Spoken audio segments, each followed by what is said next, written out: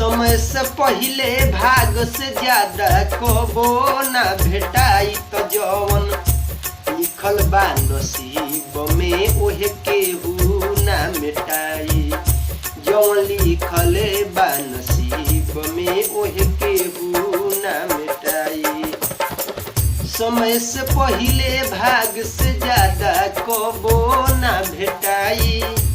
समय से पहिले भाग से ज्यादा कबो ना भेटाई त जवन लिखल बा नसीब में ओहे केहू ना मिटाई।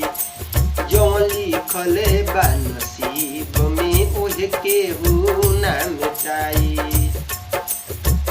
अरे राम जी भोगले श्याम जी भोगले भोग तू और हम। जब तक रहब मृत भूमि पे मिली खुशी गम। राम जी भोगले श्याम जी भोगले भोग तू और हम। जब तक रहब मृत भूमि पे मिली खुशी गम। अरे सुख दुख जीवन के संघाती एकरा से जन घबराई।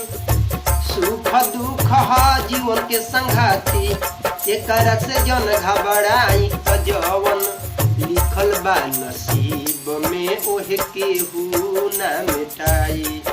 जवन लिखल बा नसीब में ओहे केहू ना मिटाई।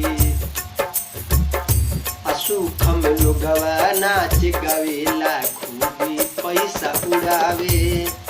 जब भी परे खुद पे विपत भगवान के दोषी बनावे। खुशी में लोगवा सुख में लोगवा खूबे देख नाचे और गावे। जब पड़ेला खुद पे विपत भगवान के दोषी बनावे। लिखल बावे जीवन में घटिया के रही भाई। जो लिखल बा तहरा नसीब में घटिए के रही भाई त जवन लिखल बा नसीब में ओहे केहू ना मिटाई। जवन लिखल बा नसीब में ओहे केहू ना मिटाई। समय से पहिले भाग से ज्यादा समय से पहिले भाग से ज्यादा कबो ना भेटाई त जवन लिखल बा नसीब में ओहे केहू ना मिटाई।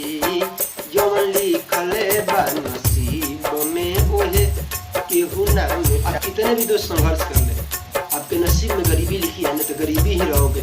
कितना भी संघर्ष कर ले, अमीर ने भी लोग गरीब होते हैं, नसीब में गरीब हुआ गरीबी ही लिखा रहेगा। अब दुखे झेलते रहोगे। शरीर जीवन में दुख लिखा है तो दुखे पाओ। नसीब में दुख लिखा है ना तो सुख रोटी नहीं खा पाओगे। दुखे में बेचैनी में चैन की रोटी को नहीं खा पाओगे। जीवन में सुखी लिखा है, जीवन सुखी न चैन न कटे। जीवन एकदम सुखी न कटेगा। थोड़ा भी काम करेंगे पत्थर को सोएंगे सोना हो जाएगा। दुख नसीब में अगर दुख लिखा है ना तो सोना कभी पत्थर होता है। यही सच्चाई है। जो हमारा लिख जाता है मस्टक बनो वो हो के ही रहता है। हम कितना हम कर्तव्य इंसान एक कठपुतली है, भगवान के सहारे पर नाचते हैं। सब नसीब के हम तो कठपुतली है, इंसान है, नाचते रहते हैं भगवान के सहारे। नमस्ते। अगर गाना पसंद है, वीडियो अच्छा लगा तो वीडियो को लाइक और चैनल को सब्सक्राइब कर लेना। रईस रवाना पेज को भी देख रहे हैं, पेज को फॉलो कर लेना। रवाना ब्लॉगिंग की हमारा यूट्यूब चैनल है, उसको सब्सक्राइब करें।